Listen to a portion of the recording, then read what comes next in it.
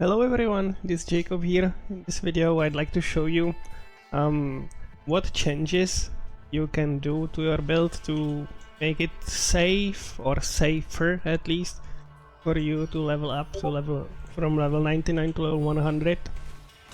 Like I will show it on my build, but you can use this techniques and changes on pretty much every build that you will be playing or you are already playing. Like I'm finishing level 100 in this map, hopefully, maybe in the next one.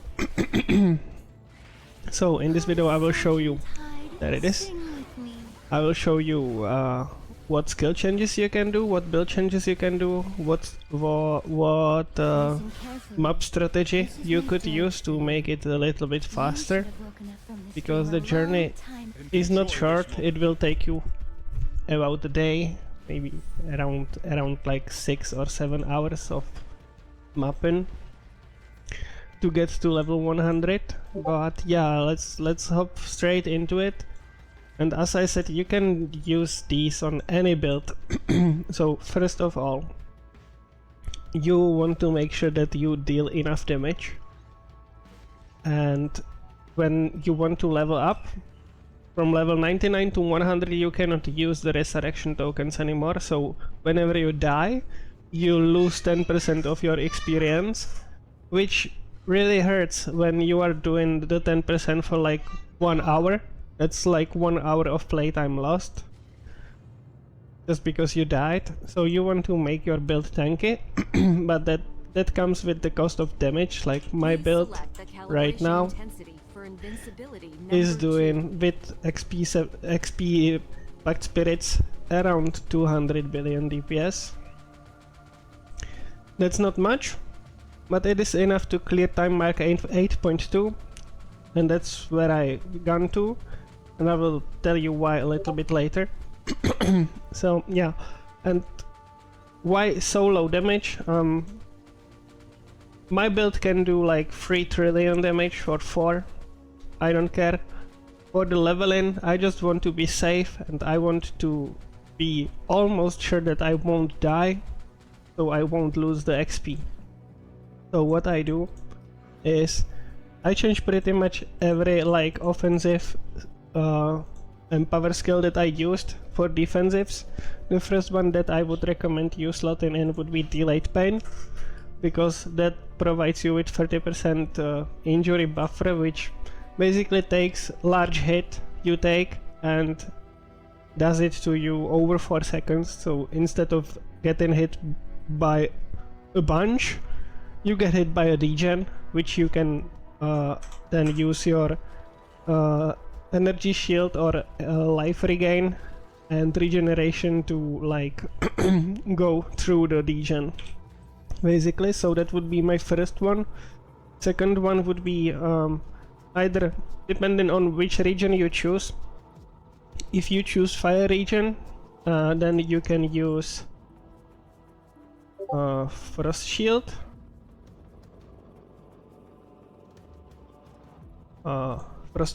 because that decreases the fire damage taken and physical damage taken by 30%. I chose cold region, and for that, Aegis of Fire provides you with attack and spell block chance.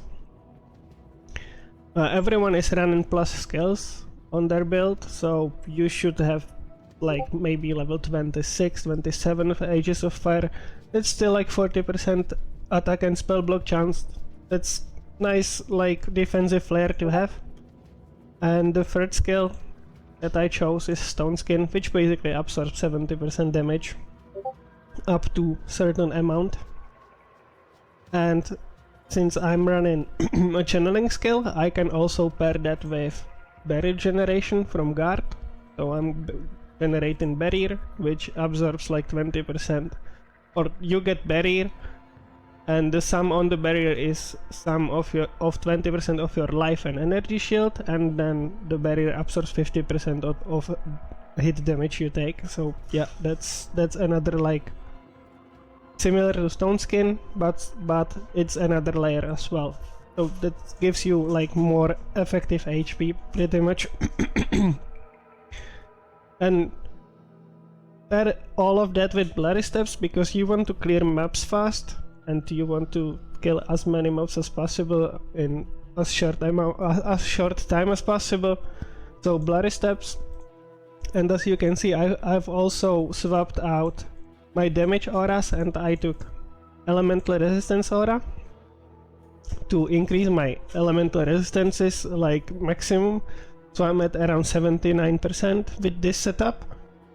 And to go through the maps faster, I paired that with swiftness. If you feel like you are still squishy, just ditch swiftness and take like steadfast, for example, instead of that. Also an option, or energy fortress.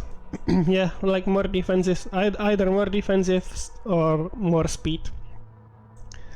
So that's for that. And since I'm not running a second curse anymore in my setup, I can ditch one of my candles that gave me +1 curse, and I changed it for this stacking candle, which gives me 2%. Like, the most important thing here is the movement speed, so that's 40% movement speed. When you are killing monsters throughout the map, you clear the map faster. So that's what this candle provides you with. And these candles are cheap, like you can get them for around 100 FEs. If you are buying them just for the sake of clearing maps faster to get to level 100 faster. So that's for the skills. For Pact Spirits, just use like just use 2 XP balance Pact Spirits. If you don't have Anthem, then you should have the purple one. You can find them here in survival, and the purple one would be, yeah, this one.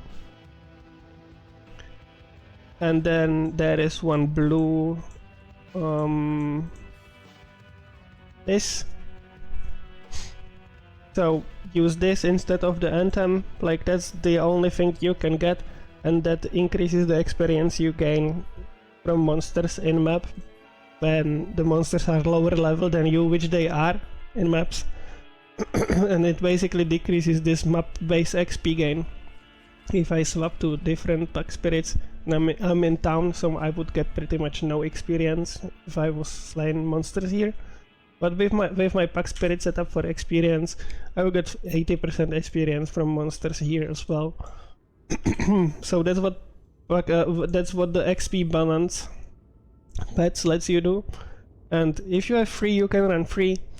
I find it a little bit better to just run the first Pact Spirit for XP bonus, and just use whichever XP bonus Pact Spirit you have with the most like XP bonus nodes, which maximum is 3, so either the yellow one or the purple one. The blue Pact Spirits only have 2 of those nodes, they only have the 2 small nodes. So that would be my Pact Spirit thingy. And for the strategy, for the map strategy, you simply want to focus on speed, and you want to focus on monsters. Why did I drop from like Profound to 8.2 is, in Profound, in the cold region, there's the cold Watcher that uses his breath, or her breath. And in the map that I was running, like most of the times, she just bugs somewhere into a wall where you cannot see her. And when she hits you with the breath on Profound, at least that was in my case, when she hit me with her breath in Profound maps, she just basically like killed me instantly. And sometimes you don't even see the breath. She's breathing, but you cannot see the animation. So yeah, it just kills you pretty much instantly, which is not what you want to happen like ever. So when you see the Watcher flying around, just try to focus on that and avoid the breath. And running 8.2 maps instead of Profound gives me a little bit more time to actually react to that. So it does not kill me instantly, it kills me eventually as well, but I have like 1 or 2 seconds to react, to get out of it. While in Profound I don't have the time, she just kills me, even with this defensive setup. So you want to do lower tier maps and feel safe in them. That would be the main point. Like, you need to feel safe in the map and feel like you cannot die. Unless you make a really huge mistake, like standing still for a long period of time. And for the strategy, as many monsters as possible. So add in blue, white and yellow monsters here. Like that, this is only one rare monster, but it is still extra monster in the map. Then I'm adding this, which provides me with King of Eterna in the map, and I also paired it with Compass, which is really cheap. Then what is this, statue or God of War? I'm just guaranteeing God of War on the map, and then pairing it with the blue monsters from it, so you spawn more magic monsters in the map, means getting more experience. Also, you are killing so many monsters that you are always able to like max this. So getting this node, which provides you with 4 additional waves, that's 4 additional chances of spawning more blue monsters, so definitely take that. That's again more monsters in the map. And then like 13 points into this, like from time to time you get an extra monster that can drop an eye. That's a rare, so it gives more XP. So yeah, just this.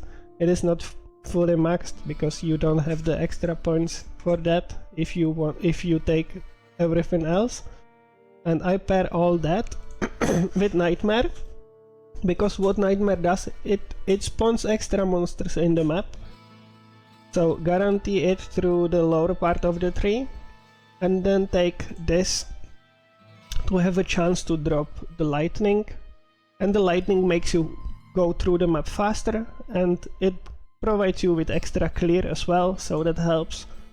So take this as well, definitely helps. And in the large nodes, since in my strategy I was just pretty much spamming one map, taking this just lets me farm more of the star shards, and I'm pairing it with more quantity. That's nothing special really. We can check how many star shards did I actually farmed.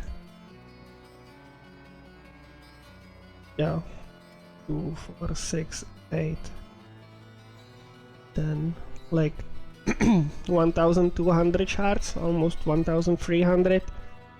Crazy. You get 2 per map, so that's that.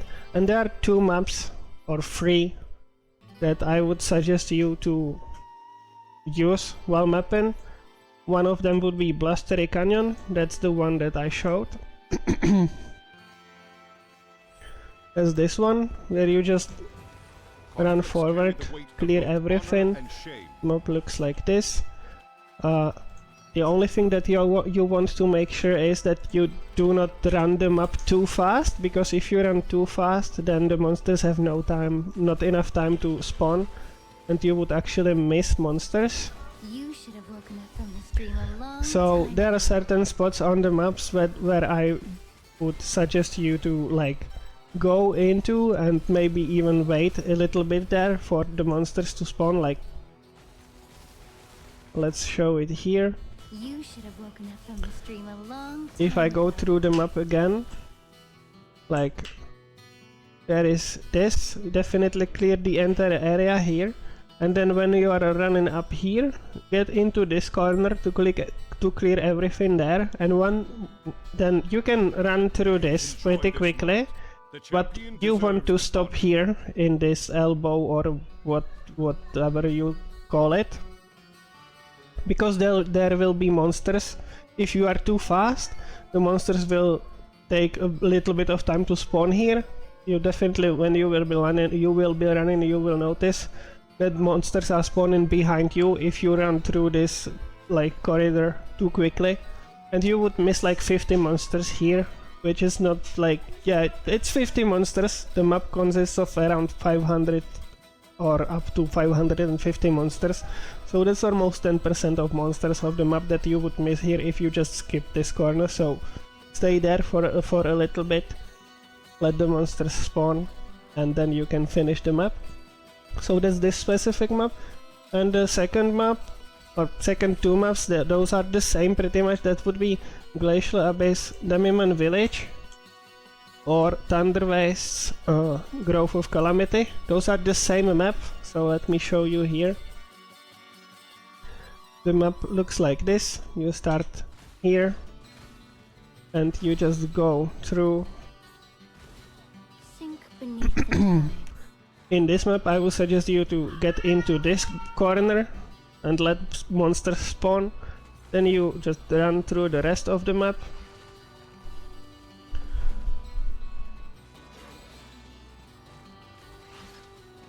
And it's simple, like, yeah, you run forward and then clear this, and you go to the boss and you are done. You should have woken up from the stream a long time ago. And the Demiman Village in the cold region is the same map, so I can show it here as well. So for the sake of variety, just you can run these two maps, Conflicts carry the weight of both so you honor don't and shame. get insane by running just one map over and over. So get into this corner, let monsters spawn, and then you can pretty much run through the rest of the map, because the monsters should have enough time now to spawn if you stop in the bottom corner for a little bit. So yeah, those You should have would woken be up from those the two stream maps a that I would suggest you to run. I think that's pretty much all useful information, hopefully. So yeah, thanks everyone for watching. I'll see you in the next video. Good luck and see you next time. Bye.